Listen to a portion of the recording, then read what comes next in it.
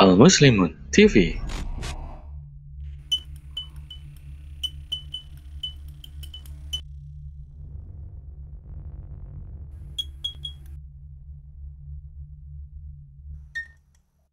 Bismillah. Assalamualaikum warahmatullahi wabarakatuh.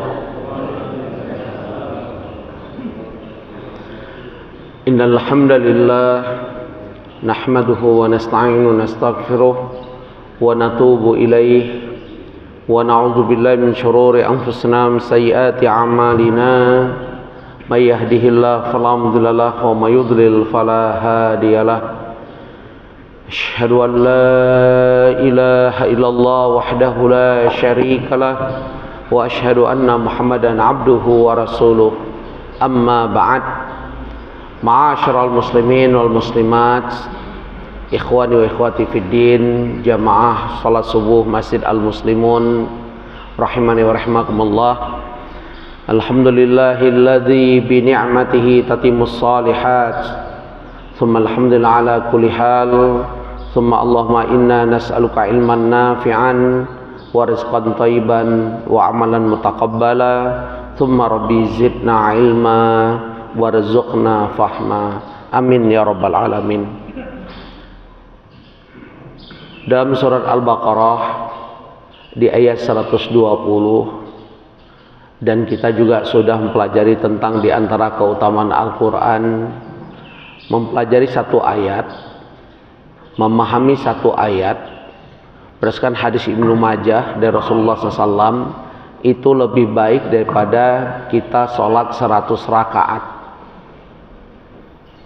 Makanya Umar bin Khattab radhiyallahu anhu mengatakan, kami menyelesaikan membaca surat Al-Baqarah bukan sekedar membaca, tapi sahabat mempelajari, memahami, meyakini dan mengamalkannya itu selama 10 tahun. Bisa bayangkan.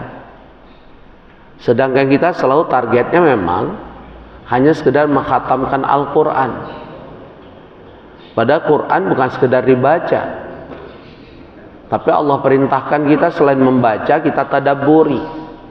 Di antaranya Allah perintahkan surat Muhammad, surat 47 ayat 24. Afala yatadabbaruna al-Quran am ala qulubin aqfaluha. Kenapa kalian tidak ingin mempelajari Al-Quran kalau tidak hatimu tertutup daripada kebenaran? Mungkin yang terjadi hari ini kepada kita semua, sebagaimana digambarkan 14 abad yang lalu oleh Rasulullah SAW, saya di zaman kana nasu yaqra'una al-Quran la yujawizu hanajizahum. Akan datang suatu zaman, satu masa, satu waktu di mana manusia banyak membaca Al-Quran, tapi Quran tidak sampai ke kerongkongan mereka. Bahkan diingatkan hadis Ahmad, rubba qari'in wal Qur'anu yal'anu. Betapa banyak orang baca Quran tapi Quran melaknat si pembacanya. Salah satu penyebabnya karena kita membaca Al-Quran sangat terburu-buru. Pada Allah ingatkan soal Al-Qiyamah surat 75 ayat 16. Tidak boleh membaca Quran dengan terburu-buru. La tuharrik lisanaka lita'jala bi. Setingkat Nabi kita Muhammad SAW ditegur oleh Allah di surah Al-Qiyamah surat 75 ayat 16. Jangan engkau gerakkan lisanmu hai Muhammad tergesa-gesa, lita'jala bi.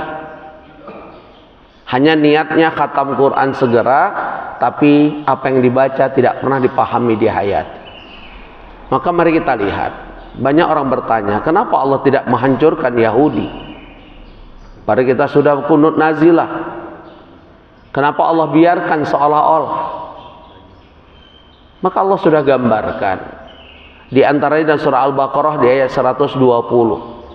Walan tarda angkal yahud walan nasara hatta tattabi'a millatahum. Ya, namanya orang Yahudi dan Nasrani, kata Allah, mustahil akan ridho kepada kamu sampai engkau mengikuti millah. Memang millah secara makna, secara tafsir yang paling kuat mendekati kebenaran adalah agama mereka. Tapi insya Allah untuk kalangan kita, insya Allah wallahu a'lam bishawab, kita juga tidak boleh takabur. insya Allah tidak ada seorang pun di antara kita yang kepingin masuk agama Yahudi dan Nasrani. Tapi milah juga bisa dipahami cara kita bermuamalah. Bukankah transaksi riba itu adalah amal-amal perbuatan orang Yahudi? Bukankah cara kita menggunakan sistem perbankan ala Yahudi? Coba lihat, kalau kita buka rekening baru yang ditanya nasab kita, ibu kita atau ayah kita? Nah, coba ya. Di BSI, bank syariah, bank muamalah ditanya bapak atau ibu kita? Ibu juga. Itulah millah. Kita ini lebih bangga maka di warteg atau KFC atau McD. Nah ini mah kita. Tanpa kita sadari ini. Itulah millah. Belum lagi cara kita berpikir, fikroh, kita bangga kok anak-anak kita lulusan luar negeri. Dari kampus-kampus ternama. Yang hakikatnya tidak sedikit dosen di sana berdahulu atau berpaham seperti Yahudi dan Nasrani atau bergaya hidup seperti mereka. Dan Allah sudah ingatkan itu, walan tardo, mustahil, karena Allah pakai kata-kata lan. Tidak ada ruang sedikit pun. Kalau la masih ada ruang. Tapi kalau lan mustahil. Makanya lihat bagaimana murkanya Allah terhadap orang Yahudi. Ya Allah sebutkan di surah Al-Fatihah di ayat ke-7 kalau menurut mushaf Imam Syafi'i. Kalau menurut mushaf Utsmani juga sama di ayat ke-7, hanya saja bismillah bukan bagian dari Al-Fatihah menurut mushaf Utsmani. Yang pernah saya sampaikan di sini, ya. Bismillah bukan bagian dari Al-Fatihah, tapi alhamdulillah rabbil alamin itu ayat pertama. Tapi saat siratal ladzina an'amta alaihim itu ayat ke-7, ghairil maghdubi alaihim waladdallin itu ayat ke-6, mohon maaf yang tadi siratal ladzina an'amta alaihim itu ayat ke-6, baru ghairil maghdubi alaihim waladdallin itu ayat ke-7. Kalau mushaf Syafi'i, Imam Syafi'i kan itu satu ayat ya. Makanya perlu diingat saat kita membaca Bismillahirrahmanirrahim dijaharkan dalam sholat, harus diperhatikan kaidah dari Imam Syafi'i. Ketika baca ayat ke-7 tidak boleh berhenti ketika siratal ladzina an'amta alaihim. Ada nggak tanda dilarang berhenti secara mutlak di situ? Hah? Coba perhatikan Al-Quran. Ya itu bayangkan. Itu dilarang berhenti atau boleh berhenti? Hah? Tanda itu boleh berhenti atau dilarang berhenti? Nah, udah tahu kok. Nah, itu resikonya. Jadi harus satu nafas di situ. Kalau ingin dipahami, diyakini bismillah bagian dari Al-Fatihah. Makanya Imam Syafi'i memberi tanda itu, mushaf Syafi'i. Sedangkan mushaf Utsmani sudah saya sampaikan, saya melihat langsung di perpustakaan Madinah dengan perpustakaan Majelis Ulama Indonesia wilayah Aceh. Saya lihat memang bismillah bukan bagian dari Al-Fatihah. Ya, kita kembali itu masalah fikih mungkin. Penekanannya adalah lihat kata-kata Allah, kepada siapa Allah nisbatkan kata-kata maghdubi alaihim. Allah murka terhadap mereka. Semua ahli tafsir sepakat ini Allah nisbatkan kepada orang-orang Yahudi. Kenapa orang Yahudi itu mendapatkan murka dan laknat Allah? Karena mereka diberi ilmu tapi tidak mau beramal. Makanya kami para ustadz ini paling berat di hadapan Allah. Saat mengajarkan ilmu, menyampaikan kebenaran tapi tidak kami amalkan, itu nggak main-main Allah murka.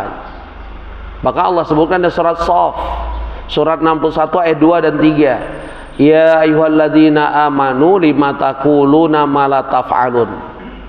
Hai orang yang beriman, kamu menyampaikan sesuatu hai taufik tapi kamu tidak berbuat. Kabura maqtan, celaka kamu. Ya. Kabura maqtan indallahi an taqulu ma la taf'alun. Celaka seseorang di sisi Allah dia mengatakan sesuatu tapi tidak dia beramal dan berbuat. Nah, orang Yahudi di level itu. Bahkan orang Yahudi itu diberi kepintaran oleh Allah. Makanya menguasai dunia itu rata-rata berdarah Yahudi. Keluarga menguasai perbankan siapa? Keluarga Rockefeller. Hah? Rothschild. Bayangkan itu berdarah Yahudi. Kemudian apa? Produser film terkenal siapa? Steven Spielberg. Raja media masa dunia siapa? Siapa? Raja media Murdoch. Itu juga berdarah Yahudi. Dan semua perekonomian dunia ini terbalik dengan apa yang dilakukan di zaman Rasulullah SAW. Tadinya Yahudi menguasai pasar Madinah, ekonomi saat itu, tapi dengan izin Allah Abdurrahman bin Auf tampil mengalahkan mereka. Maka ada sebuah kajian, apa kehebatan Abdurrahman bin Auf dalam berbisnis? Ada 4 indikator. Ini yang sedang bisnis atau ingin memulai bisnis, coba kita perhatikan. Di mana kehebatan Abdurrahman bin Auf sehingga bisa menguasai ekonomi dunia saat itu? Pertama, dasar ketakwaan. Karena hanya orang bertakwa Allah janjikan kemudahan di tengah kehidupan mereka di dunia dan di akhirat. May yattaqillah yaj'al makhraja wa yarzuqhu min haitsu la yahtasib. Ini hafal kita semua, surah At-Talaq ayat 2 dan 3. Tapi sebenarnya ada lagi inti lagi di surah At-Talaq ayat 4-nya. Jarang kita paham, jarang kita pelajari, jarang kita dengar. Apa janji Allah? May yattaqillaha yaj'al lahu min amrihi yusra. Barang siapa bertakwa kepada Allah, Allah mudahkan segala urusannya. Dan itu dimiliki oleh sosok sahabat Abdurrahman bin Auf. Apalagi yang beliau miliki? Kejujuran.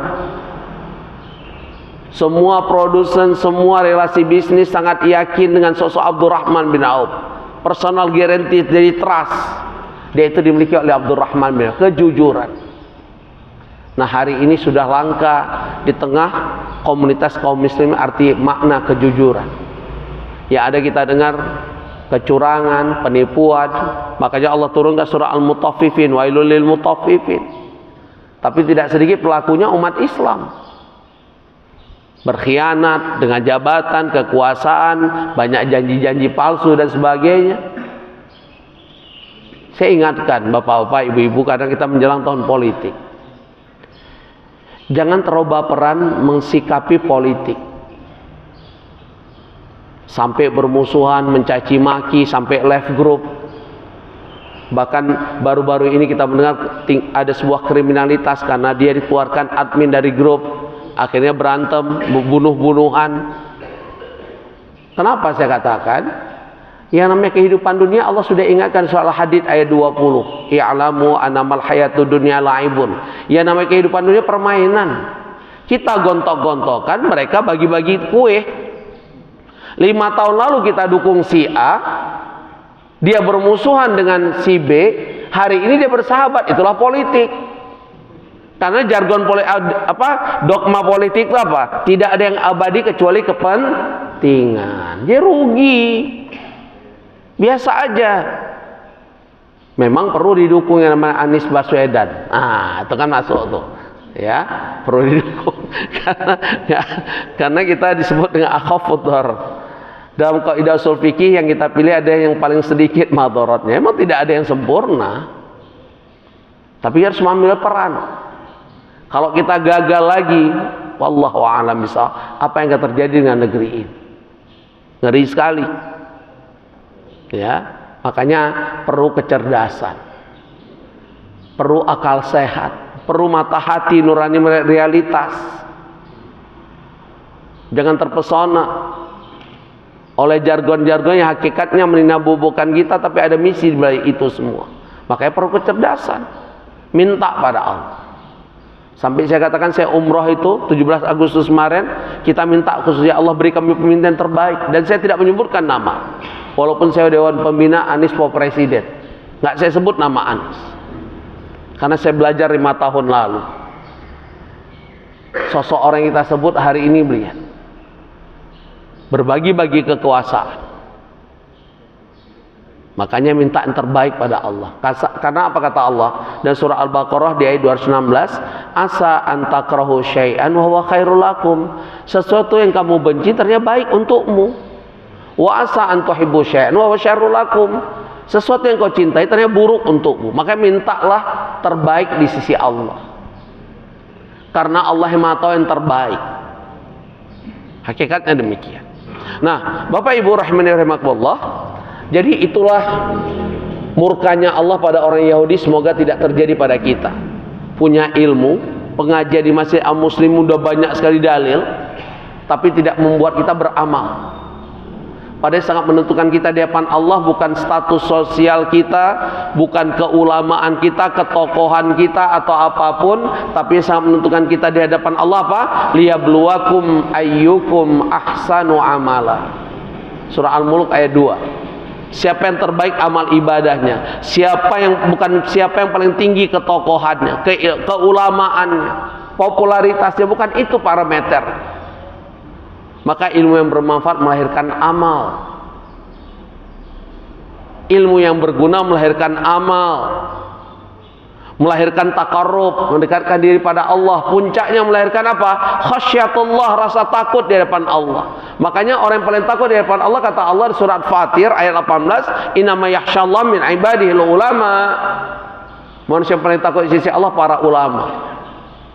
Hari ini ulama pada takut pada Allah atau bagaimana kira-kira? Takut dengan Allah atau takut dengan jabatan? Coba ya. A'iyadzubillah. Karena ilmu tidak melahirkan rasa takut di hadapan Allah. Wa'iyadzubillah. Wa'udzubillah. Mari kita berta'awudz, berlindung pada Allah.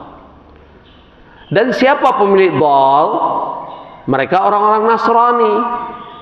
Kenapa orang Nasrani disebut orang-orang yang tersesat? Karena dia beramal tanpa ilmu.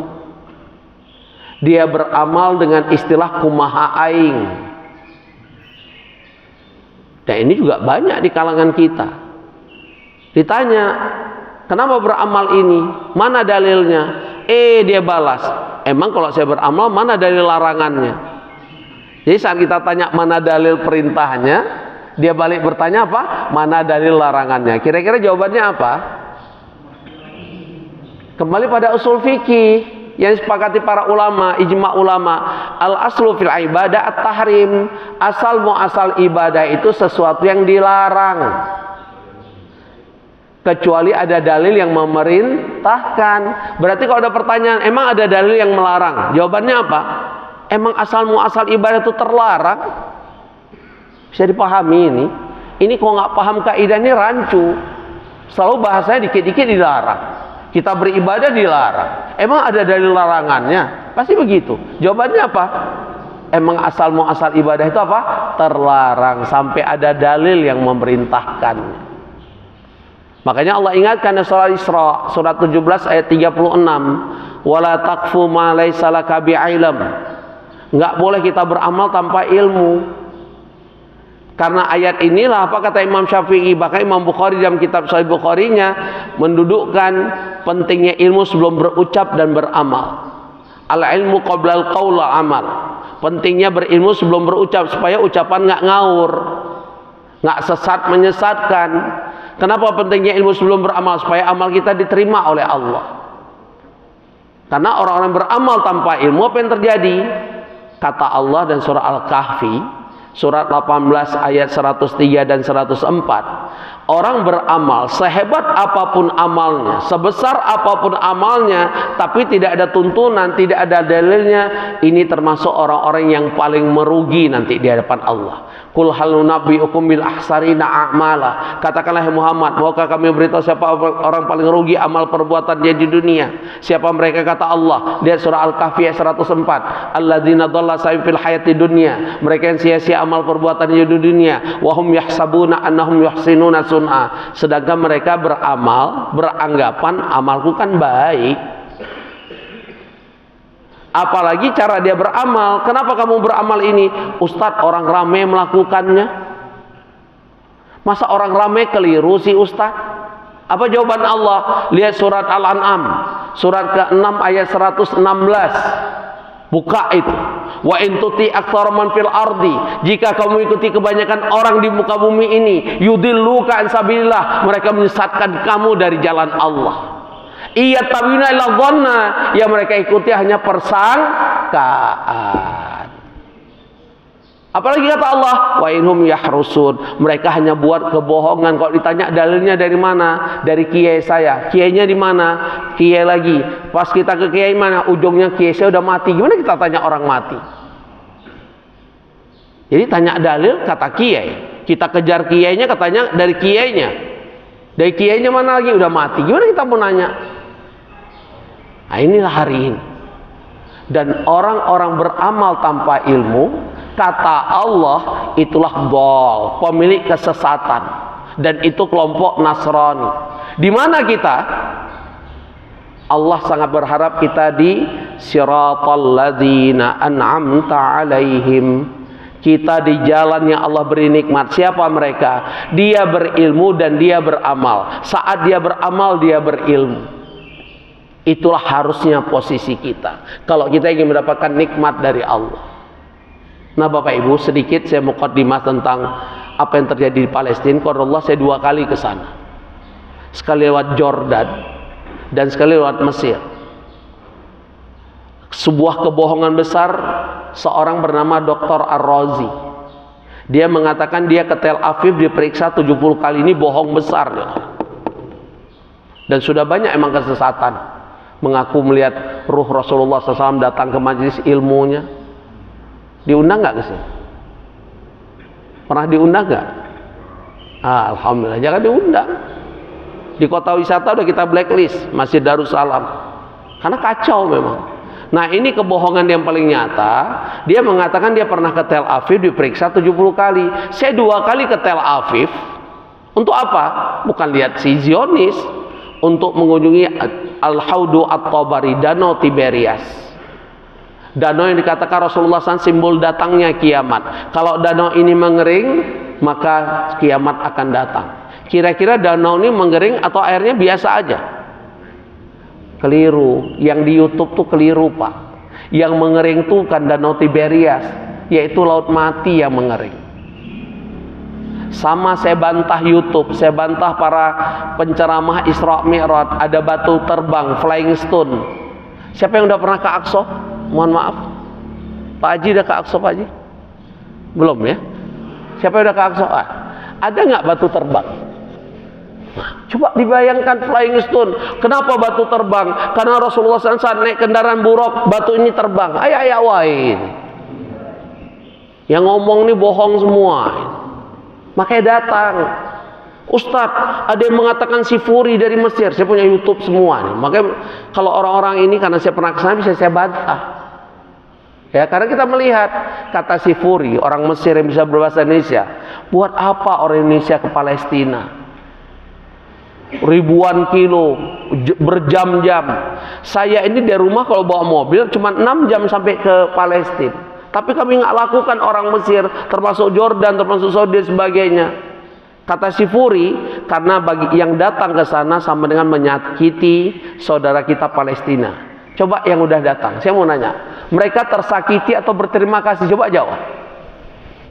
Di waktu ke sana, mereka senang atau merasa tersakiti mereka? Bukan hanya senang. Saya dialog dengan Imam Masjid Aqsa, dengan Imam Masjid Qibli, karena Aqsa ini disamar-samarkan oleh si Zionis, seolah-olah Masjid Domrok yang kubahnya emas seolah Aqsa. Getor kita nggak berani ngomong. Kalau kita tanya mana Masjidil Aqsa, selalu jawabannya kawasan ini Aqsa. Yang mana masjid? Ya semua di sini Aqsa. Begitu jawaban Getor. Kenapa? Dia takut kalau diketahui oleh intelijen Zionis Yahudi, pasti akan dicabut lisensinya, bahkan masuk penjara dia. Maka nggak berani dia ngomong yang benar. Nah, Masjid Aqsa sesungguhnya dikenal dengan istilah Masjid Al-Qibli, yang kita sholat 5 waktu sholat, yang arsitektur tua, yang selama 2 tahun bulan Ramadan saudara kita sedang sholat tarawih, baca Quran, diserbu oleh tentara Zionis laknatullah alaihim, diinjak-injak. Masjid dengan sepatu laras panjang mereka masuk, mereka ke masjid, ditendang orang yang sedang sholat dan ngaji, dan dibiarkan oleh mayoritas negara-negara Islam. Tanya mereka, Bapak ke Masjid Ibrahim nggak di Hebron? Saat kita parkir bis, ada nggak amaran dari Getor, jangan turun memberi sedekah? Pernah dengar nggak? Saya bantah nih. Kenapa saya nggak boleh sodako? Dia jawab, kalau nanti Ustadz nggak adil beri sodako, ada berapa anak nggak dapat, mereka akan terjadi vandalisme. Saya jawab, mereka vandalisme karena mereka lapar, betul tidak? Dan pada Allah memang banyak sekali dari remaja, anak-anak, mereka berharap sodako kita, mereka lapar. Tanya mereka, ditutup semua ekonomi Palestina. Toko-toko itu nggak ada yang beraktivitas karena dilarang oleh mereka. Dan syekh ini, imam ini saya ajak dialog sampai syuruk. Selesai sholat syuruk, saya ajak beliau, ayo syekh, ikut saya sarapan di hotel saya. Jawaban dia pertama, afwan. Kalau saya keluar dari sini, saya akan diikuti oleh intelijen Zionis. Resikonya bisa saya masuk penjara. Apa jawaban saya? Ya syekh, hasbunallah. Dia paham maksud saya. Dia lihat wajah saya, akhirnya dia mengiyakan ikut saya. Boleh minta tisu? Saya kok cerita tentang Palestina banyak air mata saya, karena saya melihat apa yang dilakukan oleh Muhammad Hussein Reza Gaza hari ini, itu dia melihat langsung. Dan saya punya Twitternya, punya nomor rekeningnya. Jadi saya sedang fundraising, sebagian akan saya langsung kirim kepada sahabat saya di sana. Mudah-mudahan, tapi di sana baru jam perbedaan 4 jam dengan Palestina. Berarti sekarang jam 5, di sana jam berapa ya? Jam 1 malam berarti ya, mengganggu orang tidur. Tapi kalau suatu saat Bapak Ibu ingin langsung live dengan Akhi Solahuddin, kita bisa langsung kontak. Setiap hari saya tanya keadaan. Tapi dia tidak tinggal di Gaza. Dia tinggal sekitar Masjidil Aqsa. Jadi sekitar Masjidil Aqsa alhamdulillah tidak terlalu masalah. Cuman paling-paling ya kegiatan mereka dihambat, yang kerja di perusahaan mereka dipecat, dan sebagainya dan sebagainya. Akhirnya beliau mengikuti saya ke hotel, dan beliau mengatakan hari itu, sudah lama saya tidak makan seenak ini, saudaraku. Jadi dari mana bahwa kita ke sana menyakiti saudara Palestina? Kemudian saya katakan pada Syekh, saya akan minta izin pihak hotel yang punya orang Zionis, hak saya nggak akan makan, saya minta dibungkus. Begitu saya minta izin, nggak diberi izin. Padahal itu hak saya, dengan alasan ya itu tadi, ini makanan hotel bukan untuk dibawa di luar, untuk dimakan katanya. Memang sih aturannya kita tahu. Akhirnya saya katakan, ayo Syekh ke kamar saya, kita ngobrol lagi. Saya minta waktu, tolong izinkan saya untuk mengumpulkan dana. Saya ketuk satu-satu, ya. Waktu itu bukan jamaah saya juga peserta. Mayoritas dari IPHI dengan Haji Syafi'i waktu itu dan teman-teman. Ya, oke. Terkumpullah sekian, karena kita musafir, nggak banyak, nggak sampai $1.000 sekian. Nangis beliau, mengucapkan terima kasih beliau. Jadi bohong kan si Furi orang Mesir, kalau kita datang ke sana menyakiti saudara Palestina, bohong kan dia? Mereka sangat berharap. Karena saya banyak dapat berita dari Syekh ini, begitu saya sempat kesempatan kembali ke Madinah, saya katakan ke travel, saya merasa kok ibadah umrah, pahala umrah saya banyak hilang gara-gara ke Laut Mati. Jadi yang kering itu Laut Mati, Pak, bukan Danau Tiberias. Kenapa Laut Mati semakin mengering? Karena air yang masuk ke Laut Mati diblokade oleh Zionis, laknatullah alaih. Danau Tiberias saya ne'iyah. Bapak ne'iyah ke Danau Tiberias nggak? Karena tidak semua travel ngajak ke sana. Pasti nggak, ya kan? Pada Danau Tiberias itu indah banget. Yang pernah ke pegunungan Alpen, Swiss, kalau Allah saya diberi kesempatan oleh Allah ke sana, itu danau itu lebih indah dari Alpen Swiss. Tapi sekarang dimiliki oleh Zionis. Apa yang terjadi? Saya lihat mata kepala. Masjid-masjid semua di Tiberias dihancurkan mereka, bahkan tidak sedikit masjid itu dijadikan kandang babi. Kira-kira hati ini meledak nggak? Rasanya mau kita apa? Makanya hariannya Hamas berani melakukan. Kok ada orang menuduh Hamas ISIS, menuduh Hamas Syiah, menuduh ini, menuduh itu. Hati-hati Bapak Ibu, jangan masuk kelompok khuzlan. Apa khuzlan? Berdasarkan hadis Rasulullah SAW, wala tahzul, Karena beliau mengingatkan al-muslim lil muslim kal bunyan yashuddu ba'du ba'dha. Sosok seorang muslim itu saling menguatkan seperti satu bangunan. Maka salah satu perintah beliau wala yahdul, jangan saling mencaci maki, menyakiti. Dan kalau kita termasuk orang-orang yang mencaci maki saudara kita di sana, pada Allah berjanji, lihat surah Al-Baqarah 154. Kenapa anak-anak Palestina, orang Palestina nggak pernah takut dengan kematian dan ajal? Karena Allah berjanji, wala taqulu lima yuqtalu fi sabilillah amwat bal ahya walakin la tash'urun. Lihat janji Allah, lihat pernyataan Allah, lihat penjelasan Allah. Jangan kamu mengatakan orang-orang mati di jalanku, mereka itu hakikatnya mati, tapi mereka hidup, kata Allah.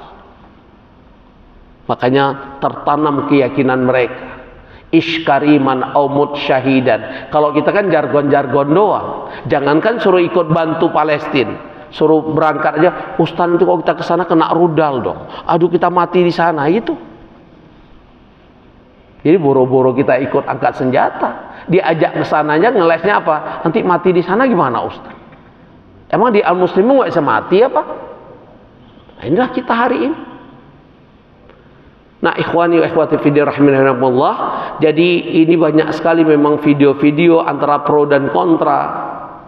Maka saya ingatkan, ada kisah saat Raja Namrud laknatullah alaih membakar Nabiullah Khalilullah Ibrahim alaihissalam. Masih ingat nggak kisah? Ada dua hewan yang punya peran, tapi kedudukan mereka di hadapan Allah berbeda. Yang satu bernama apa? Cicak. Berapa besarlah mulut cicak? Tapi cicak ini digambarkan meniup-niup api yang membakar tubuh Nabi Ibrahim alaihissalam, dengan tujuan supaya api ini semakin membesar. Pada mulut cicak berapalah besar, berapalah kekuatan angin yang dia hembus. Sedangkan satu burung paling kecil, anggapnya burung pipit di Indonesia, berapa besar paruh pipit ini, burung ini. Tapi burung ini digambarkan dia ambil air, dia padamkan, dia berusaha memadamkan api membakar Khalilullah Ibrahim alaihissalam. Maka apa yang terjadi pada dua hewan ini? Di mana posisi kita nanti? Cicak dilaknat oleh Allah. Maka keluarlah hadis Rasulullah SAW, membunuh cicak dapat berapa? Apa keutamaan membunuh cicak? Kok ada bisa jawab? Mas Afrad, apa keutamaan membunuh cicak? Oh, makanya nggak ada yang cari cicak setiap malam. Membunuh cicak itu 100 kebaikan. Nanti saya share hadis. Pernah dengar nggak sih? Makanya dibiarin dengan cicak di sini. Ya, mari kita buat ketepel hari ini. Kita kejar cicak. 100 kebaikan satu cicak. Dan bagaimana kedudukan burung ini di sisi Allah, dia mulia. Bahkan ada yang mengatakan ulama, burung ini kelak salah satu penghuni surga. Kisah ini menunjukkan di mana posisi kita terhadap saudara kita di Palestina. Ingat, ada perintah Rasulullah SAW. Kalau namanya perintah Rasulullah SAW itu berlaku sepanjang masa atau apa? Atau termin? Atau berdasarkan waktu? Berlaku sepanjang masa atau termin dia? Apa itu?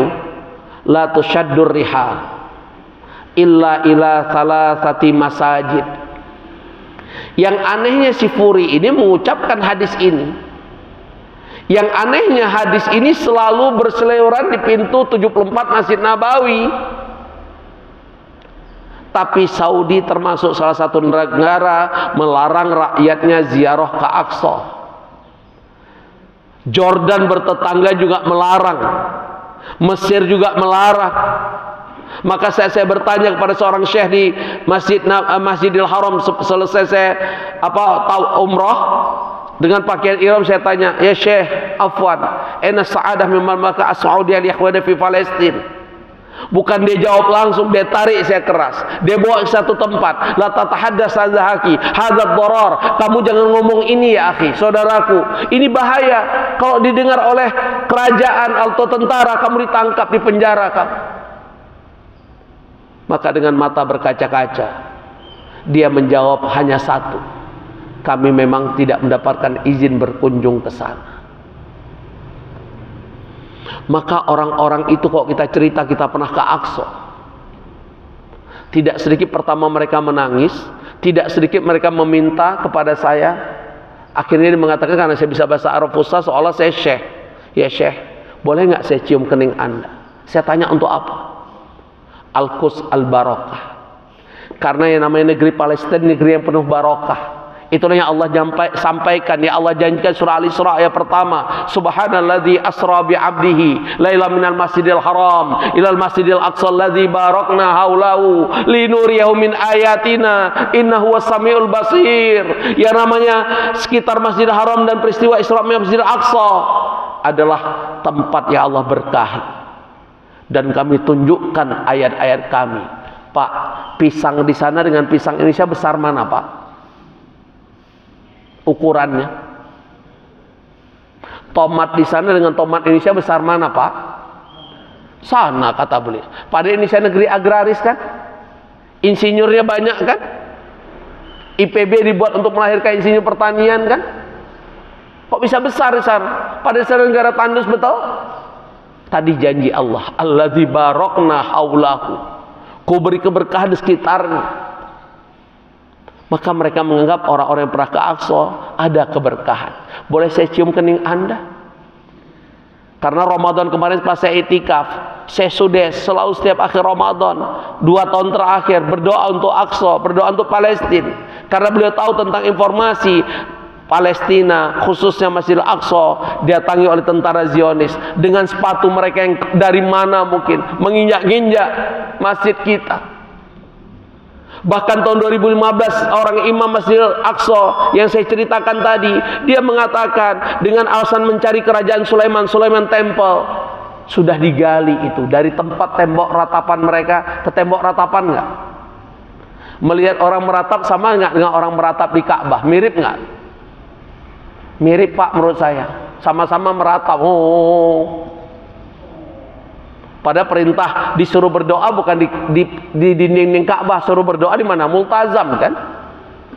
Tapi dianggap Ka'bah itu keramat. Maka tidak sedikit mereka meratap. Ya sama dengan orang Yahudi meratap di tembok ratapan. Di Multazamnya nggak ada yang begitu. Bahkan pernah dengar kain kiswah dicuri? Yang nyuri siapa? Nah, coba sampai demikian. Dia jadiin apa? Ditanya untuk barokah. Jangan aneh. Tanah kuburan Ma'labaki aja banyak yang ngambil, pada isinya kotoran merpati. Saya bayangin itu. Pada ucapannya apa? La syarika laka labbaik. Ziarah makam Rasulullah SAW banyak buat syirik enggak? Zaman batu akik, saya lihat batu akiknya digosok di pagar makam Rasulullah SAW. Yang bawa sorbannya digosok. Selesai ziarah nanti sorban digosok. Saya tahu barokah Ustaz. Pada besi. Ucapannya la syarika laka labbaik. Ini Pak Amung saya dengar 10 November, Masya Allah, hari pahlawan umroh pula. Allah musta'an, Allah mayassir wala tu'assir. Semoga Allah mudahkan. Doakan Pak Amung, doakan kita doakan negeri ini. Jangan lupa doakan presiden ke depan. Saya nggak minta oleh-oleh, tapi minta doa saja ya. Hakikatnya demikian. Ya, berdoa. Ad-du'a silal mu'minin, doa untuk Aqsa. Dan saya tanyakan, ini doa tanpa sebuah ikhtiar bantuan ke sana, kunjungan ke sana, melihat keadaan di sana, kira-kira doa kita dikabulkan Allah tidak? Saya tanya orang-orang Arab. Dan saya nyatakan dulu, saya pernah ke sana 2 kali. Sehingga mereka diam. Karena Allah sudah berjanji, innallaha la yughayyiru ma biqaumin hatta yughayyiru ma bi anfusihim. Bukankah Allah nggak akan merubah nasib kita sampai kita merubah nasib? Doa ini akan Allah kabulkan kalau ada sebuah ikhtiar. Walaysa lil insani illa ma sa'a. Itu janji Allah di surah An-Najm ayat 39. Manusia hanya memperoleh dari apa yang mereka usahakan. Maka Bapak Ibu, rahimakumullah, ini sebagai mukaddimah saja. Ayo, kalau tidak mampu berperan secara harta, tidak mampu berperan untuk ziarah ke sana pada ada perintah Rasulullah SAW, tidak boleh berpayah-payah. Tidak boleh punya tekad yang kuat, pikiran atau azam, kecuali pada 3 tempat, yaitu Masjidil Haram, Masjid Nabawi, dan Masjidil Aqsa. Ingat, Masjidil Aqsa juga termasuk yang diperintahkan Rasulullah SAW untuk kita kunjungi. Bahkan fadilahnya beliau menjelaskan, sekali sholat Masjidil Haram 100.000 kali banding masjid yang lain. Sekali sholat Masjid Nabawi 1.000 kali. Sekali sholat Masjidil Aqsa berapa? 500. Sekali sholat di Masjid Muslimun berapa? 27. Ada 27. Sholatul jamaati afdhalu min sholatil fardhi bisa benu asyri darajah. Bahwa sholat berjamaah lebih baik pada sholat sendiri berapa? 27 derajat. Apa arti derajat? Celcius atau hasanah? 27 kebaikan. Arti darajah itu 27 kebaikan. Bahkan riwayat yang lain khamsa wa asyrin darajah. Riwayat yang lain 25 derajat malah. Nah, kita ambil yang banyak lah. Jadi sekali sholat Masjid Muslimun dan masjid-masjid dimanapun hanya dapat 27 derajat. Tapi 27 pun nggak semua kita dapat. Kata Rasulullah SAW yang sholat subuh tadi, ada yang dapat sepertiga, thulutsahu, ada nisfahu, atau suluset, atau kam min qaimin laisa min qiyamil at-ta'ab wa nasab. Jangan-jangan sholat subuh kita cuma dapat capek dan letih. Karena pikiran kita kemana-mana. Karena keikhlasan kita tidak murni karena Allah. Maka betapa banyak orang mendirikan sholat, kata Rasulullah SAW, tidak mendapatkan apapun, kecuali dapat capek dan letih. Dan ciri-ciri orang munafik apa? Idza qamu ila sholati qamu kusala. Dia mendirikan sholat, tapi cara dia sholat malas-malas. Masjid Al-Muslimun dicintai oleh jamaah muslimun saat sholat tarawih, imam yang lama berdiri atau yang buru-buru? Ayo jujur. Yang cepat. Nah, jujur kan bagus ya, pada bisulan. Kenapa harus cepat-cepat? Mie glosor belum habis, kolak belum habis. Nah, inilah kita hari ini. Dibilang munafik, marah. Padahal sahabat Hanzalah mengatakan aku munafik. Pernah dengar kan? Hanzalah teriak-teriak aku munafik. Itu sahabat. Nah, kita sulit. Nah, Bapak Ibu, ini sekedar muqaddimah. Bantulah Palestina. Silahkan kunut nazilah. Minimal lewat doa. Syukur-syukur dengan bantuan apa yang kita miliki. Karena diingatkan oleh Rasulullah SAW, la yu'minu ahadukum hatta yuhibba li akhi ma yuhibbu li nafsi. Kamu gak akan sempurna iman, taufik, jungkir balik kamu ibadah, tapi kamu tidak punya cinta pada saudara. Saudaramu yang hari bernama Palestina, tidak semua orang punya concern. Yang tadi saya katakan, banyak negara-negara, makanya kalau saya pulang dari sana ketemu orang Jordan, ketemu orang Mesir, nangis mereka. Tidak sedikit mereka minta mencium kita, karena mereka tahu ada keberkahan di sana. Karena tahu mereka dan yakin dengan janji Allah surah Al-Isra yang pertama tadi. Itu yang bisa saya sampaikan. Kita kembali pada tema kita, sikap seorang muslim dan muslimah terhadap Al-Quran. Kemarin kita dimotivasi oleh hadis-hadis Rasulullah SAW betapa pentingnya menjadi ahlul Quran. Di antara disebutkan oleh moderator kita, khairukum man ta'allamal Quran wa 'allamahu. Sebaik-baik kamu adalah orang yang mempelajari Quran dan mengamalkannya dan mengajarkan orang ramai. Kemudian kita juga sudah mempelajari kemarin keutamaan baca Al-Quran, apalagi dia sebagai keluarganya Allah disebutkan tadi. Berikutnya apalagi hakikatnya orang-orang yang dicintai oleh Allah. Mereka juga mendapat 10 ayat dari Al-Quran lebih baik pada berdagang. Kita tahu satu ayat Quran nilainya lebih baik pada seorang yang memiliki seekor onta yang besar. Nah, termasuk apa keutamaan baca Al-Quran dan mempelajarinya dan mengamalkannya, ya, yaitu mendapatkan syafaat nanti di hari kiamat. Apa perintah Rasulullah SAW? Iqra'ul Quran, bacalah Al-Quran. Fa innahu ya'ti yaumal qiyamati syafi'an yashabi. Karena Quran yang kita baca akan memberi syafaat nanti di hari kiamat. Maka pentingnya kita punya target membaca Al-Quran. Waktu-waktu tertentu kita sudah punya yang namanya konsep baca Al-Quran dalam rumah tangga kita. Seperti orang tua kita dulu yang namanya habis maghrib dan habis subuh harus baca Quran. Semoga rumah tangga kita masih ada aturan itu.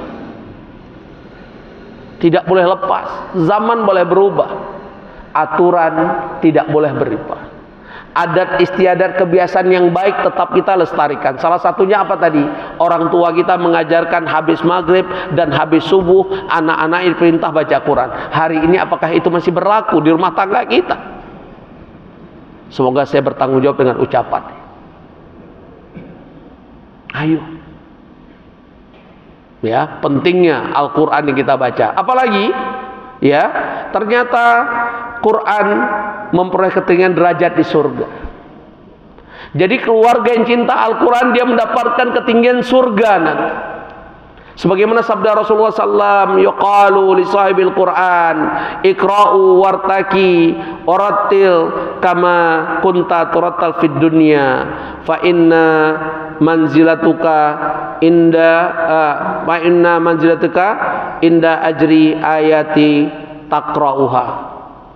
Apa kata Rasulullah SAW? Bacalah Quran. Wartaki, nanti naiklah di surga di tempat yang tinggi. Warattil, bacalah dia. Sebagaimana kita membaca Al-Quran di dunia. Karena hakikatnya derajat seseorang saat akhir ayat yang dia baca di dunia. Makanya ahlul Quran itu Masya Allah, orang-orang yang sering baca Quran, insya Allah potensi yang meninggal saat baca Quran itu sangat besar. Dan kita berharap kita diwafatkan Allah sedang baca Al-Quran. Almar'u mata ala ma'asya. Ada kaidah Rasulullah SAW, seseorang itu mati sesuai dengan kebiasaan hidup. Jadi yang kebiasaan main gaple, siap-siap mati apes. Yang kebiasaan suka goes kemana-mana, siap-siap mati sedang goes. Yang hobi mancing, mati sedang mancing. Yang hobi nonton sinetron, mati sedang nonton sinetron. Na'udzubillah wa iyadzubillah. Semoga Allah jauhkan kita. Kemudian, apalagi keutamaan orang baca Al-Quran akan mendapatkan pahala yang berlipat-lipat. Ini janji Allah dan surat Fatir ini, di ayat 29 dan 30. Innal ladzina yatluna kitaballah wa aqamus shalah wa anfaqu mimma razaqnahum sirra wa alaniyah. Mereka yang baca Al-Quran.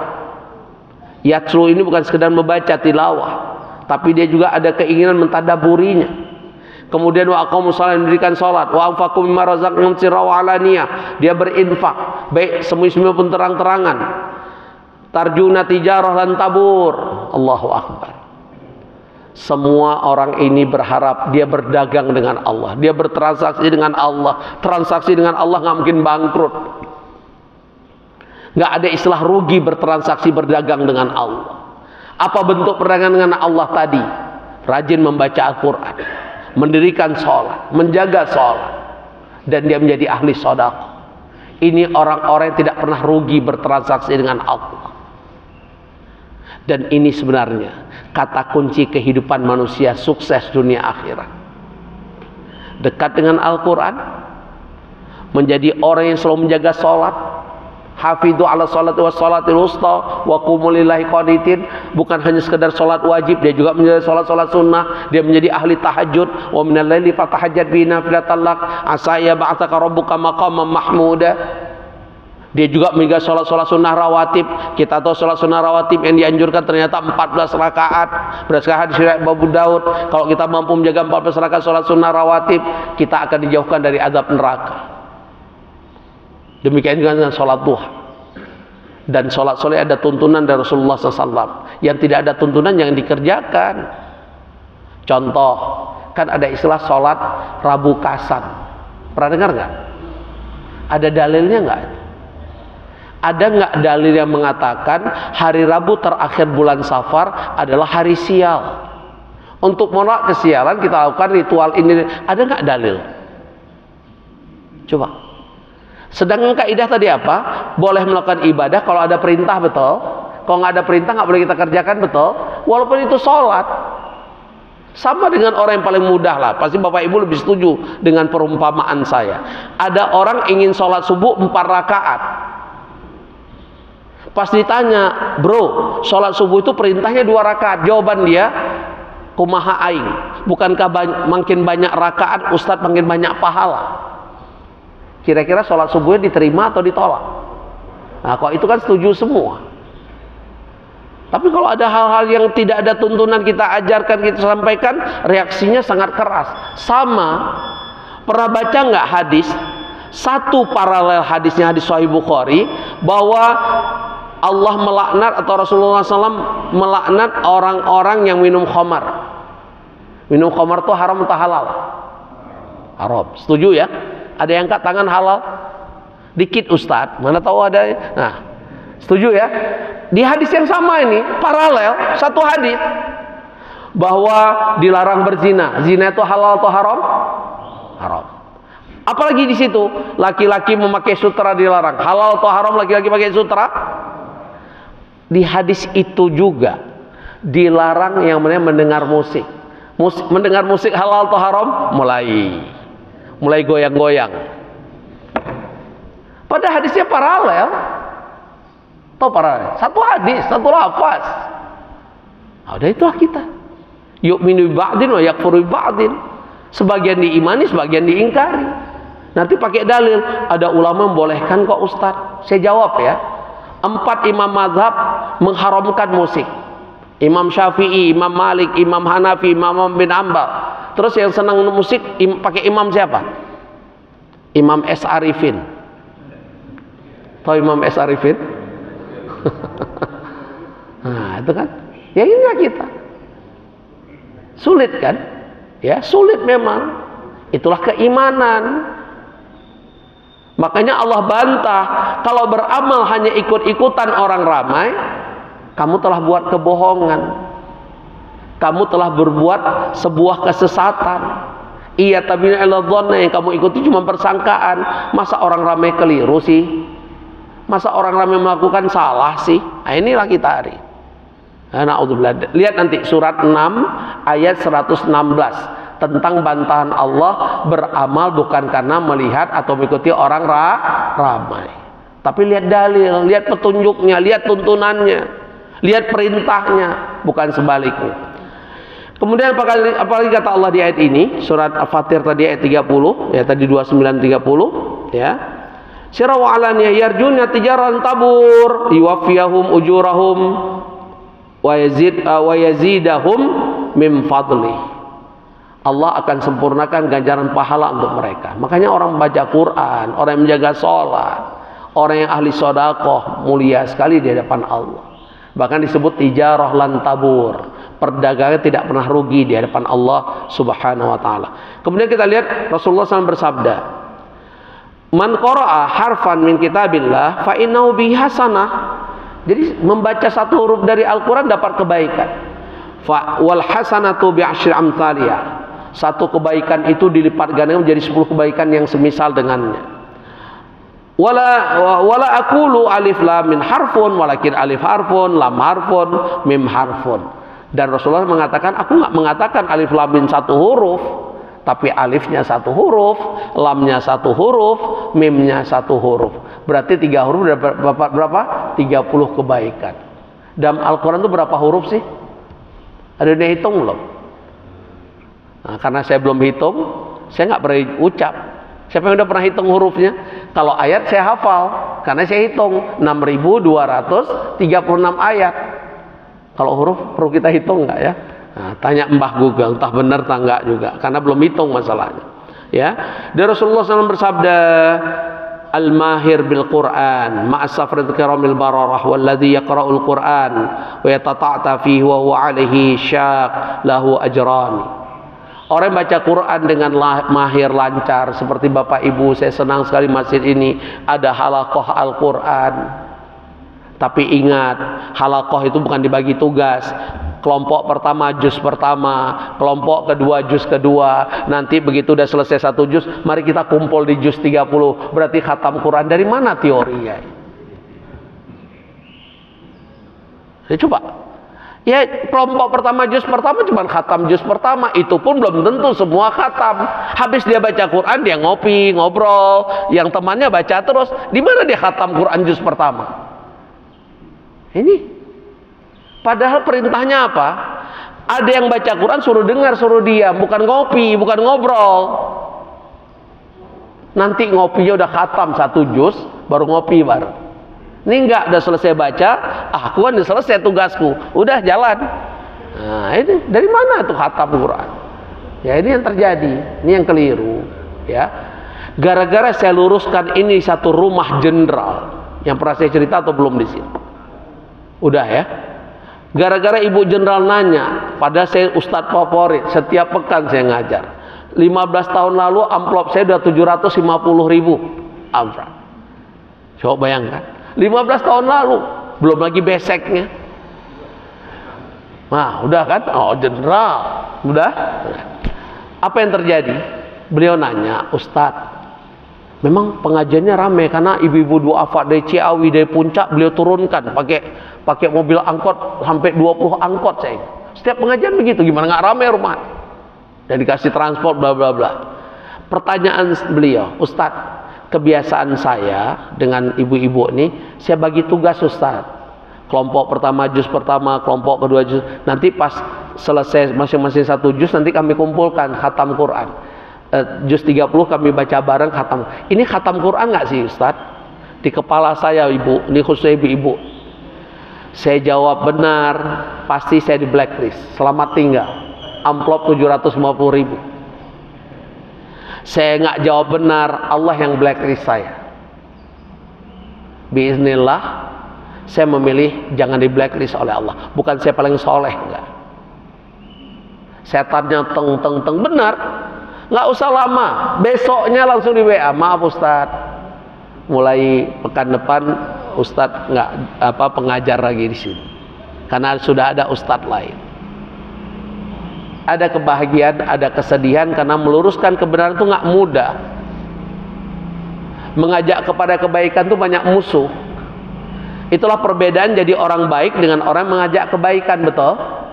Rasulullah SAW saat jadi orang baik disebut apa? Al-Amin, orang yang dapat dipercaya. Saat banyak kebaikan banyak musuh nggak? Musuhnya paling utama siapa? Abu Jahal, Abu Lahab. Untung Abu Janda belum lahir. Ini rasanya kita cari ini orang. Awal-awal terjadi Hamas menyerang ini ucapannya macam. Sekarang anak-anak Palestina dengan genosida mereka hancurkan. Menteri Pendidikan Palestina di wilayah Gaza sudah mengatakan pendidikan tahun ajaran ini sudah selesai karena anak-anak Palestina sudah meninggal. Tapi hebatnya anak Palestina, saya tanya, kalian takut dengan keadaan? Kami tidak takut, kami hanya takut pada Allah. Kami ingin mati syahid. Maka apa kata Allah dari surah Al-Baqarah 150? Wala taqulu liman yuqtalu fi sabilillah amwat bal ahya walakin la tash'urun. Ini keyakinan mereka. Mereka ingin mati syahid di hadapan Allah. Datang si Ustadz fulan. Hamas itu didikannya Zionis, Israel, bla bla bla. Wa iyadzubillah. Ya sama orang-orang Isra Mi'raj ceramah. Ada batu terbang, gitu kan ceramahnya. Kebohongan di mana? Datang kagak ceramah. Ceritanya dusta. Inilah kita hari ini. Ya, kila wa qala, tanya sumbernya mana? Kila wa qala. Padahal ada 3 perbuatan yang dilarang Rasulullah SAW. Kila wa qala, katanya. Dari mana sumbernya? Hoax. Yang kedua apa? Idha'atul mal, boros. Menyanyiakan harta. Yang ketiga apa? Kasratus soal, banyak nanya. Udah nanya nggak beramal, itulah Yahudi. Nanya sapi betinanya warna apa, bagaimana dia, terus nanya. Ngamal kagak, hampir-hampir nggak beramal nanti ujungnya. Ya, yang kelima utamanya ini kita lanjutkan bulan lalu. Ternyata orang baca Al-Quran tuh dijamin ketenangan jiwa, menemukan kebahagiaan yang hakiki. Sebagaimana janji Allah surah Ar-Ra'd 28. Ala bizikrillah tatmainul qulub. Dengan selalu ingat Allah, zikir terbaik kata Rasulullah SAW membaca Al-Quran. Saya mau nanya, kalau kita baca Quran Bapak Ibu, terasa tenang atau terasa haus?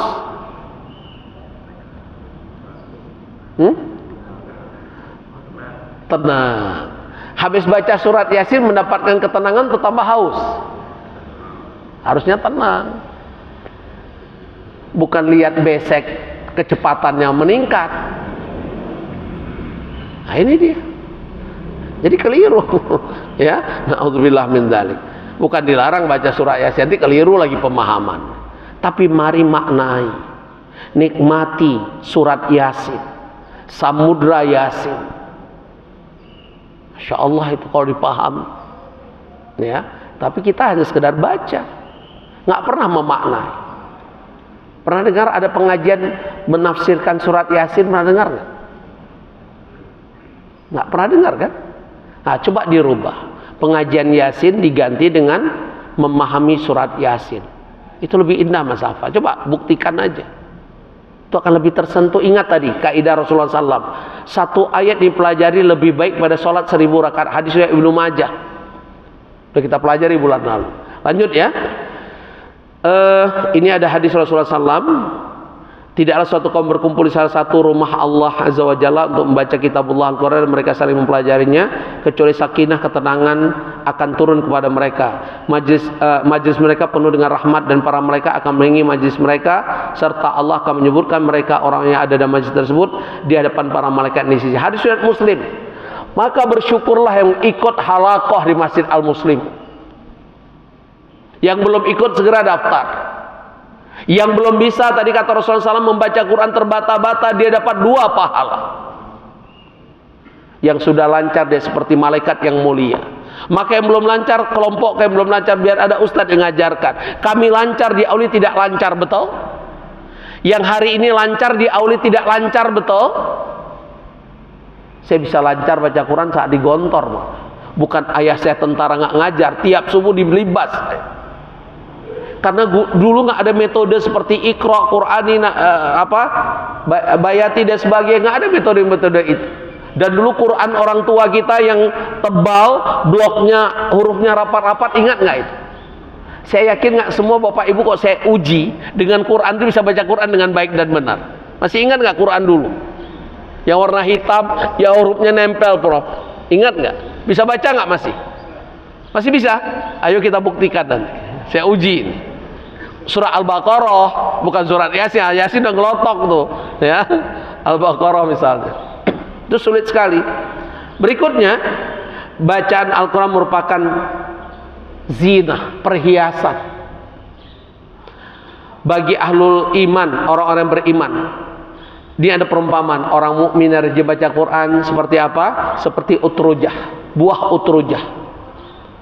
Aromanya harum, rasanya lezat. Itu orang mukmin yang membaca Al-Quran. Bagaimana perumpamaan mukmin yang nggak baca Quran, jarang baca Quran? Itu seperti apa? Tamar, kurma. Kurma ini nggak punya harum dia, tapi dimakan enak. Itulah mukmin yang jarang baca Quran. Bagaimana orang munafik yang sering baca Quran, tapi dia munafik? Dia diperumpamaan seperti buah ar-rayhana. Bagaimana ar-rayhana? Dia itu harum, tapi rasanya pahit, murun, ya. Sedangkan orang munafik nggak baca Quran seperti Hanzalah. Seperti apa buah Hanzalah tuh?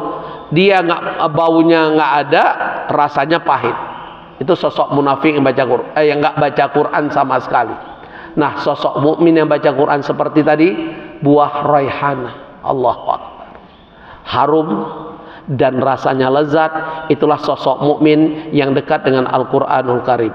Bahkan dalam hadis Tirmidzi, innal ladzina lubsu fi jawfihi syai'un minal Qur'an kal baiti al-kharbi. Orang-orang yang rumahnya jarang dibaca Al-Quran, itu diibaratkan seperti rumah yang hendak roboh, rumah yang tidak berpenghuni. Maka pentingnya hidupkan Al-Quran di rumah kita. Hiasi rumah kita, zayyinu buyutakum bil Quran. Hiasi rumahmu dengan Al-Quran. Ini perintah. Tidak ada perintah zayyinu kuburakum bil Quran. Hiasilah kuburanmu dengan Al-Quran. Perintahnya hiasi rumahmu dengan Al-Quran. Maka apa kata Rasulullah SAW? La taj'alu buyutakum kubura. Jangan jadikan rumah-rumahmu seperti kuburan. Sunyi senyap dengan amal soleh, sunyi senyap dari lantunan suci Al-Quran. Karena kubur memang diibaratkan tempat yang tidak ada amalan khusus, tempat yang sunyi. Rumah tidak boleh sunyi seperti kuburan. Hari ini mana yang lebih ramai orang baca Quran, di rumah atau di kuburan? Akibatnya juri kuburan pindah ke ini terbolak-balik. Pada perintahnya nggak begitu, ya. Hakikatnya demikian. Lanjut, yang berikutnya, orang yang berhak menjadi imam. Ini siapa yang paling berhak menjadi imam sholat di Masjid Muslimun? Ini ada dalilnya. Ya umul qaum aqra'uhum kitaballah. Yang paling berhak menjadi imam di satu kaum, satu masjid, satu tempat, yang sangat paham dengan Al-Quran. Bukan yang paling tua, bukan karena ketokohannya. Buat apa tokoh Al-Fatihah? Apalagi orang nggak punya gigi, masih makharijul udah nggak jelas, ya. Jadi aqra'uhum, ya, yang paling dekat bi kitabillah, ya, yang paling fasih, yang paling paham, pandai membaca Al-Quran. Hadis riwayat Muslim. Nah, kita dibolehkan hasad pada dua hal, pada dua kelompok manusia. Yang pertama, mereka diberi ilmu seperti ilmu Al-Quran, mereka mengamalkan, mengajarkan orang, boleh iri. Masya Allah, kayak imam kita tadi, doanya indah sekali kalau dipahami. Itu Bapak Ibu amin amin paham nggak? Atau amin pasangan calon presiden, jangan-jangan dipahami? Nah, tanya imam. Nggak paham, tanya imam. Ya harus paham. Jadi kita mengalir air mata. Apa yang pernah ke Aqsa, lebih mengalir lagi air mata. Tadi kalau air mata nggak Pak? Nah itu kan nggak dipahami, ya. Pagi Bapak udah pernah ke sana, harusnya terlintas penderitaan saudara kita di sana. Jadi boleh hasad pada dua orang. Pertama diberi ilmu, khususnya ilmu Al-Quran, dia mengamalkan dan mengajarkan orang ramai. Yang kedua diberi harta, dengan hartanya dia berinfak di jalan Allah atau berguna untuk orang lain. Yang berikutnya, membaca Al-Quran tidak bisa disamai oleh kemewahan harta duniawi. Nah, saya baca ya hadisnya. Afala yaqdu ahadukum ilal masjid. Seseorang yang mendatangi masjid, seperti Bapak Ibu datangi masjid Muslimun untuk buat halaqah Al-Quran, kemudian fayu'allim aw yaqra ayatain min kitabillah azza wa jalla, kemudian dia mempelajari atau dia membaca dua ayat dari Al-Quran, kitabillah azza wa jalla, khairul lahu min naqataini. Ternyata dua ayat Quran yang kita baca lebih baik daripada dua onta yang besar. Berarti satu ayat Quran yang kita baca lebih baik daripada seekor onta yang besar. Demikian juga wasalasan khairul lahu min salas. Kalau baca tiga ayat lebih baik daripada tiga orang memiliki tiga onta. Wa arba khairul lahu min arba. Demikian juga kalau baca empat ayat Quran lebih baik daripada orang memiliki empat onta besar. Wa min a'dadihinna minal ibil. Demikian juga jumlah-jumlah Quran yang kita baca itu lebih baik daripada jumlah onta yang besar. Allahu Akbar. Satu onta besar berapa Pak Abu? Itu sekitar 50 juta. Berarti satu ayat 50 juta. Sehari satu juz. Satu juz rata-rata 150 ayat. 150 ayat ke 50 juta berapa? Oh, 7,5 miliar. Kehilangan uang 750.000 tadi subuh. Kira-kira sholat subuhnya khusyuk nggak ya? Saya ulangi nih.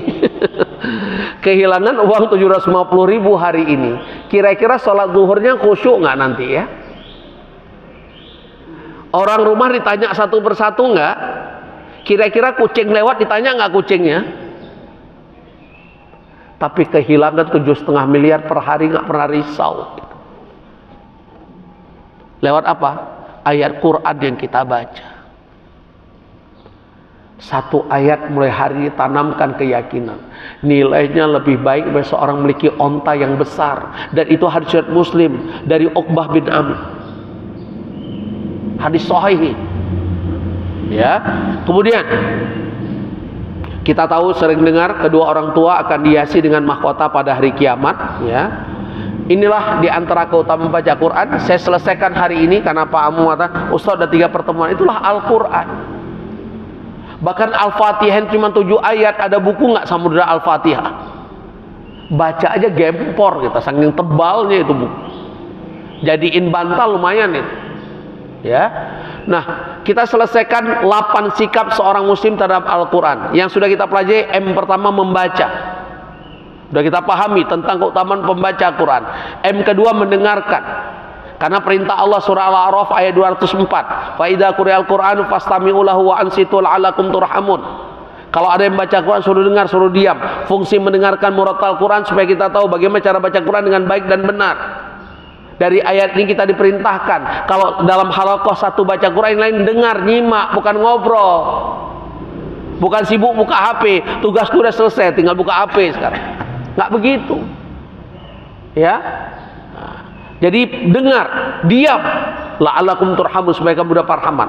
M yang ketiga sesudah kita membaca, mendengar, yaitu mentadaburi, mulai memahami. Ada keinginan halaqah Quran di sini memahami per hari satu ayat. Karena lebih baik daripada sholat berapa tadi? 100 rakaat. Allah. Coba dipahami. Ya, satu ayat. Jadi dari rumah masing-masing peserta halaqah sudah baca tafsirnya. Kalau perlu bagi tugas. Yang satu baca tafsir Ibnu Katsir, yang satu baca tafsir Jalalain misalnya. Jadi setiap anggota kelompok itu suruh baca, pelajari satu ayat, nanti diskusi. Supaya diskusi nggak ngaruh, ada pembimbing. Nanti diskusi ngotot pula. Ada satu pengajian, aneh juga nih jamaah, yang dia bawa tafsir dari Oxford. Wah, tafsir Oxford. Saya ini mantan atase Ustadz dari UK. Ngawur kan di sini. Nah, qadarullah, setiap dia bantah, ini orang pintar. Cara bantah beliau lewat ayat demi ayat. Makanya banyak, qadarullah, banyak ustadz mental dengan dia karena ayat dengan ayat. Saya bilang, berani membantah ayat, buka surat Al-A'raf ayat 36. Walladzina kazzabu bi ayatina, mereka yang mendustakan ayat kami. Wastakbaru anha, sombong terhadap ayat kami. Ulaika sabunar hum fiha khalid, mereka ada penghuni neraka, mereka kekal di dalamnya. Berani, baru dia diam.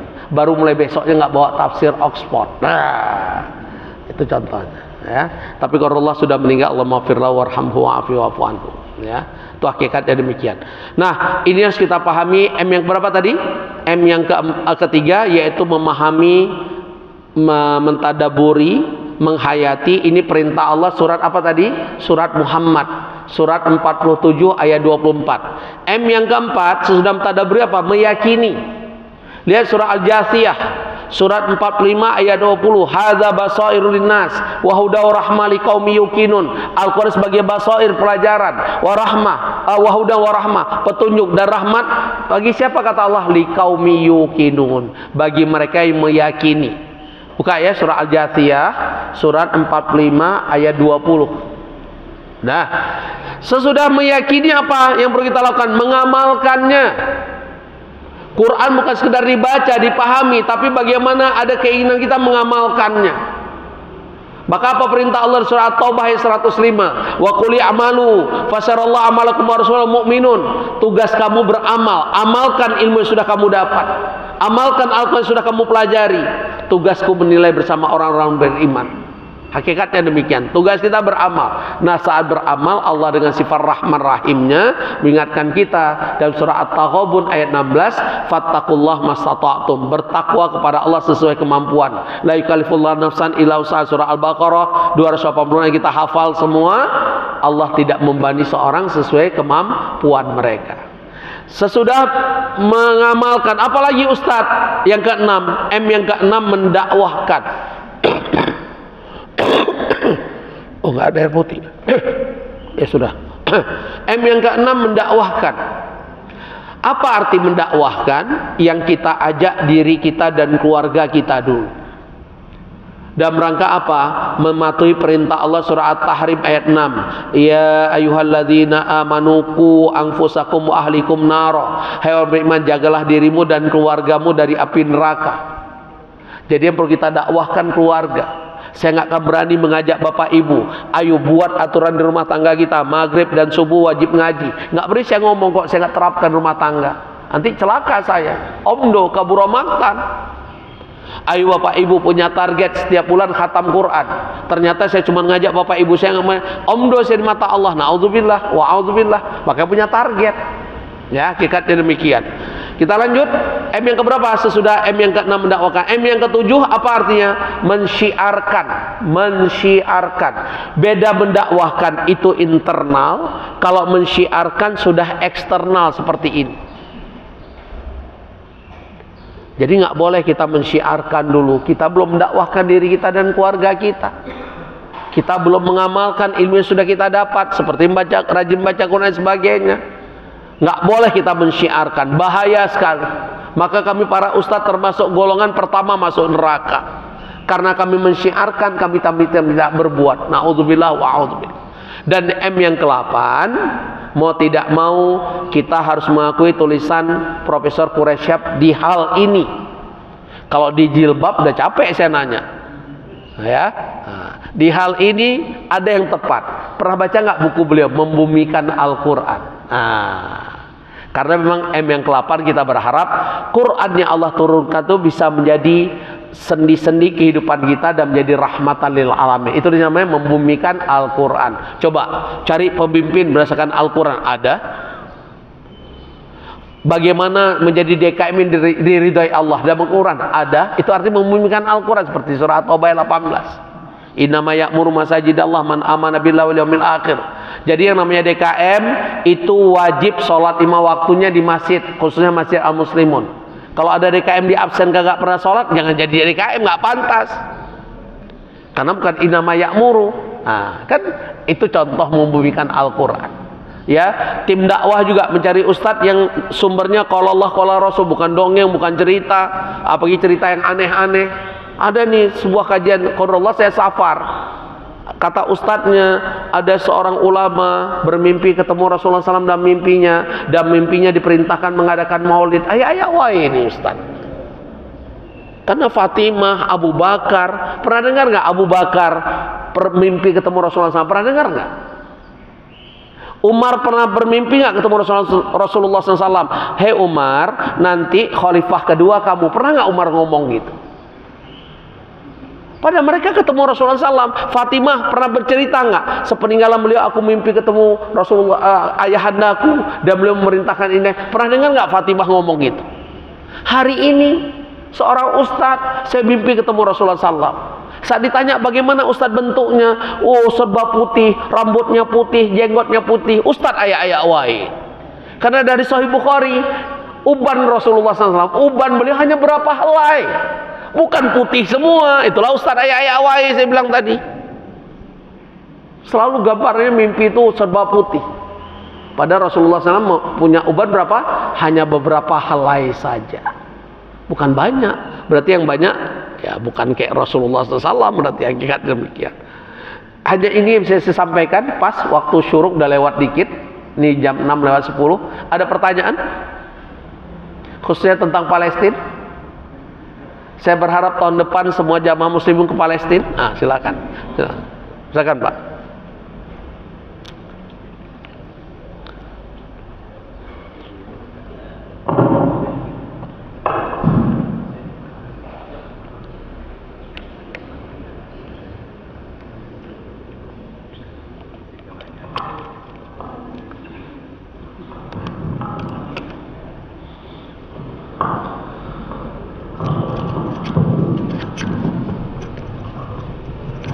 Assalamualaikum warahmatullahi wabarakatuh.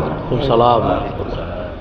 Pak Ustadz, mengenai pentadaburan Al-Quran, lalu kita kaitkan dengan negara Islam saat ini. Sepengetahuan saya, dulu Suriah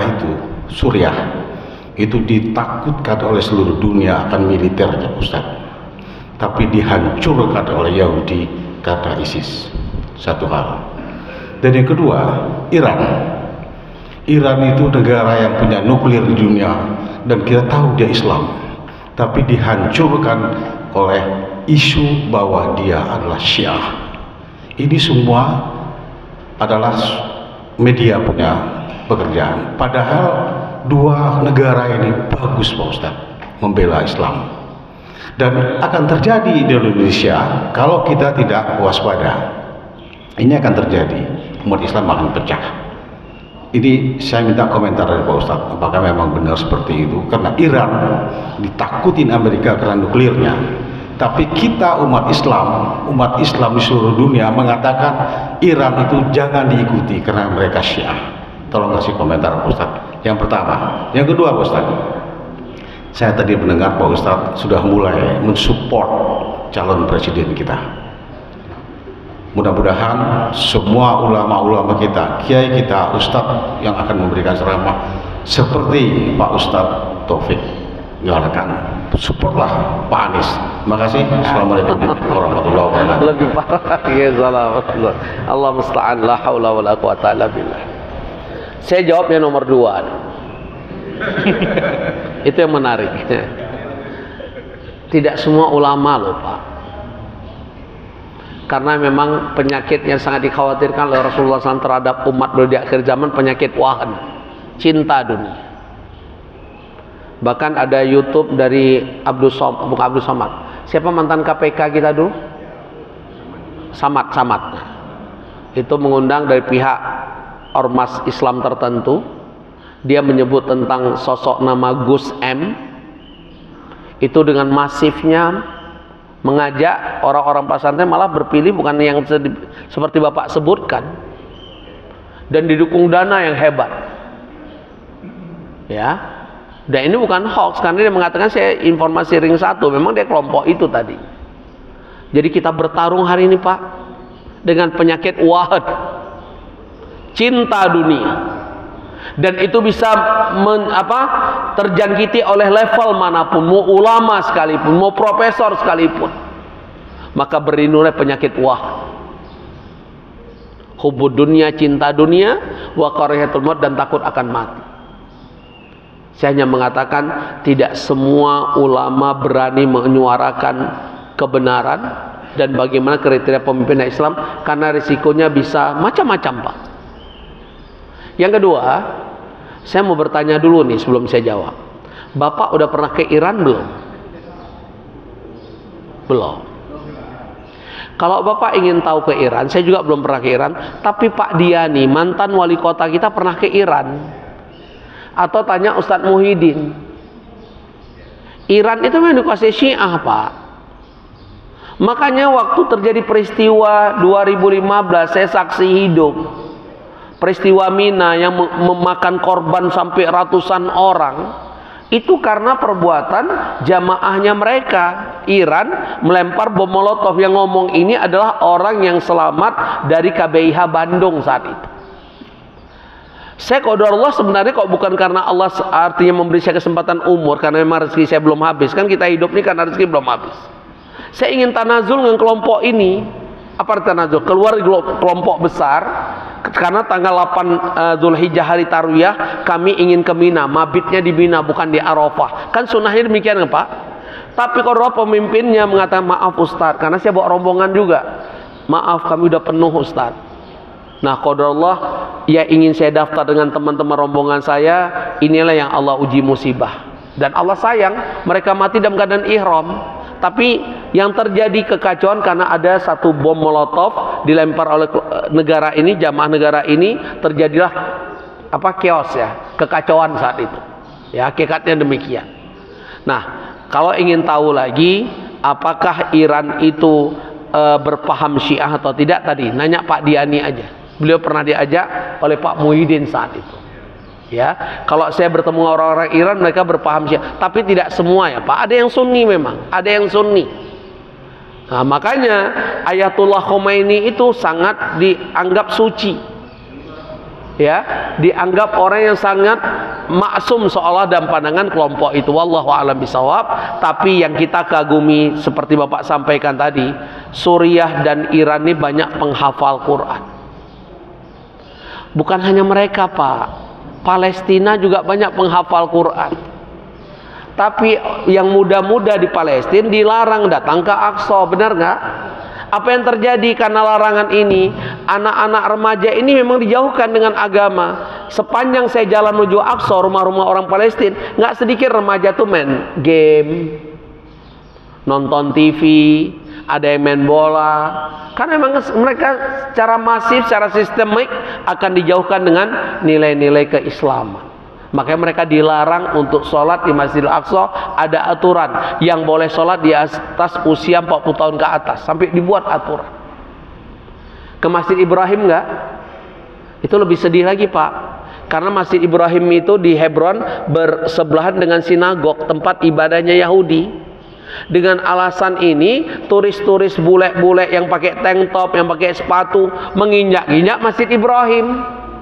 Sedangkan sunnahnya kita masuk masjid, sholat dulu tahiyatul masjid, betul? Banyak jamaah yang nggak paham tentang sholat itu perlu ada sutroh. Karena dia nggak pakai sutroh, si bule lewat tempat dia, didorong, karena katanya nggak boleh melewati orang sholat. Si bule ini lapor ke tentara, kan jadi masalah ujung. Apalagi didorong pakai tank top, gimana sholatnya itu? Nah itu contoh. Karena nggak paham, sholat itu harus menghadap mana? Sutroh. Apa arti sutroh? Pembatas. Makanya ada sutroh tuh masih muslim dipakai, bukan dibiarin. Kok nggak mau pakai sutroh, tembok. Cari sutroh. Kok nggak, kita telah berbuat dosa kepada orang-orang mau lewat, nggak bisa karena dilarang melewati orang sholat. Bahkan perintah Rasulullah SAW perangi, tapi yang memerangi ini kalau ada sutroh. Sutrohnya berjamaah apa? Siapa? Sutrohnya sholat berjamaah siapa? Imam. Jadi kalau ada yang batal seperti tadi saya lihat, jangan dihalangi, biar dia bebas, karena sutrohnya imam. Dia pakai hadis, Ustaz yang lewati saya tolak tadi, keliru, karena sutroh sholat berjamaah imam. Ya hakikatnya demikian. Mungkin itu Pak, tapi saya sepakat kalau negeri ini penghafal Qur'annya di mana-mana. Rumah-rumah Qur'annya di mana-mana, halaqah Qur'an di mana. Kan tadi janji Allah akan ditukar sakinah, ketenangan, kedamaian, keberkahan. Itu yang kita harapkan. Wallahu a'lam. Cukup? Cukup ya? Ayo silakan. Tentang larangan orang Palestina dan orang Mesir itu masuk ke Aqsa. Itu setahu saya, atau juga berita dari ada pengakuan dari orang Mesir sendiri atau Palestina bahwa mereka itu dilarang bukan oleh negara yang dituju tapi oleh negara sendiri. Nah, karena apabila negara itu sendiri memberikan visa, tentu dia akan mengakui bahwa negara itu negara legal gitu. Bagaimana tanggapan Pak Ustaz? Sekian, Assalamualaikum warahmatullahi wabarakatuh. Assalamualaikum warahmatullahi wabarakatuh. Iya memang, makanya saya bilang tadi, negara-negara yang saya sebutkan tadi melarang rakyatnya ke sana.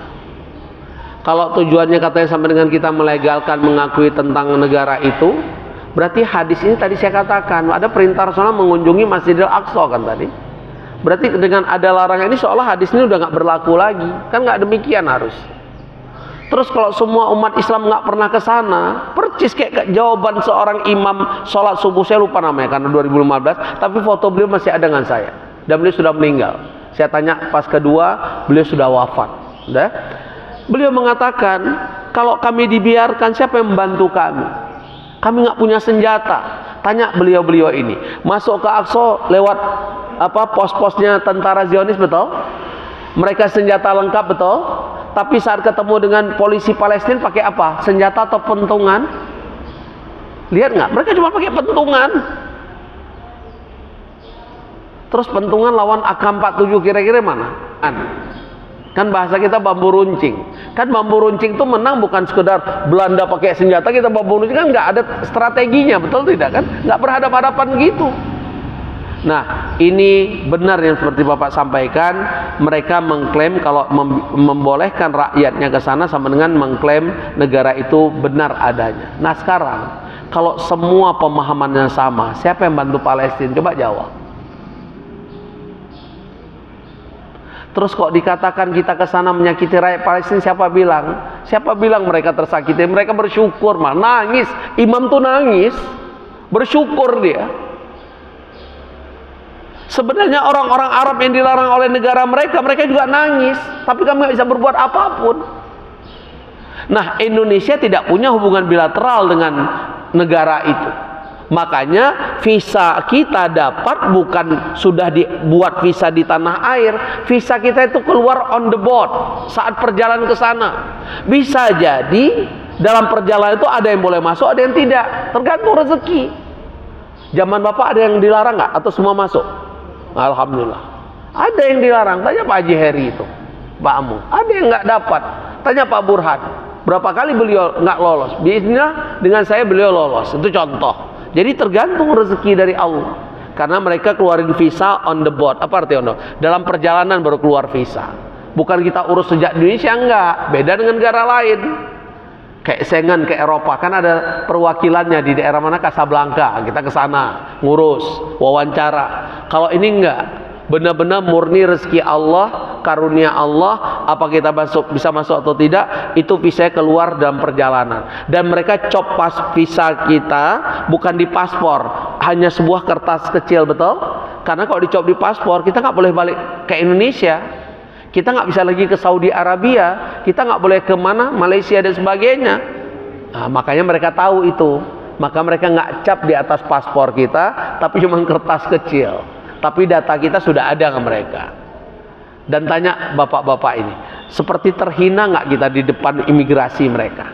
Dibiarin, kita nggak boleh ngapa-ngapain, betul nggak? Nggak boleh jawab bahasa Inggris, betul? Dibuat on kita, itulah Yahudi. Mereka menganggap di luar Yahudi hina, rendah kastanya, betul nggak?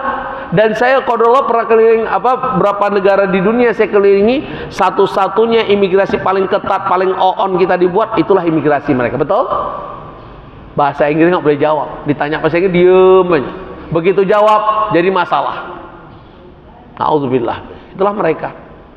Ya, mereka merasa paling pintar, paling hebat. Makanya Allah hancurkan mereka yang dikenal dengan Iron Dome, ya, istilah pertahanan atau Iron Dome, hancur. Itu yang tadi imam kita membaca doa, ya Allah, turunkanlah tentara-tentara Engkau, ya Allah. Allahumma anzil junudaka. Keluar air mata saya tanya. Ada 7 tentara Allah dalam Al-Quran. Salah satunya angin topan, banjir, penyakit. Itu di antara tentara-tentara Allah.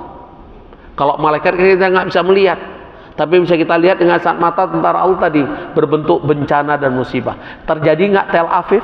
Terjadi kan? Banjir bandang, topan, angin, itu tentara Allah. Maka seringlah berdoa, semoga Allah turunkan tentara-tentaranya. Karena Hamas nggak ada apa-apanya senjata. Karena Mossad terkenal, intelijen terhebat, di muka bumi kan Mossad. Jebol, Iron Dome, jebol. Karena Allah bermain di sini. Datang orang bahwa Hamas itu Syiah, ISIS, bla bla bla. Wallahu a'lam bisawab. Apakah dia pernah jadi orang Hamas atau cuma dengar berita? Kayak tadi Bapak bilang bahwa Iran itu bukan Syiah. Maka itu saya katakan, Iran itu mayoritas berpaham Syiah. Masalah dia bisa buat nuklir, bukan hanya Iran bisa buat nuklir, Pakistan juga bisa buat nuklir, India juga bisa buat nuklir. Indonesia bisa nggak? Bisa kalau diberi kesempatan. Nah, itu banyak kan? Kan demikian. Semua kita bisa kalau mau. Nah, mungkin hanya ini cukup waktunya, kita akhiri saja. Mohon maaf segala kekurangan saya. Selesai bab tentang sikap seorang muslim terhadap muslim Al-Quran. Insya Allah bulan depan kita mempelajari bahaya penyakit hati. Dengan sampai ibadah punya penyakit hati pula. Ya na'udzubillah. Kita tutup dengan doa kafaraat majelis. Subhanakallahumma bihamdika asyhadu an la ilaha illa anta astaghfiruka wa atubu ilaik. Alafu minkum. Assalamualaikum warahmatullahi wabarakatuh.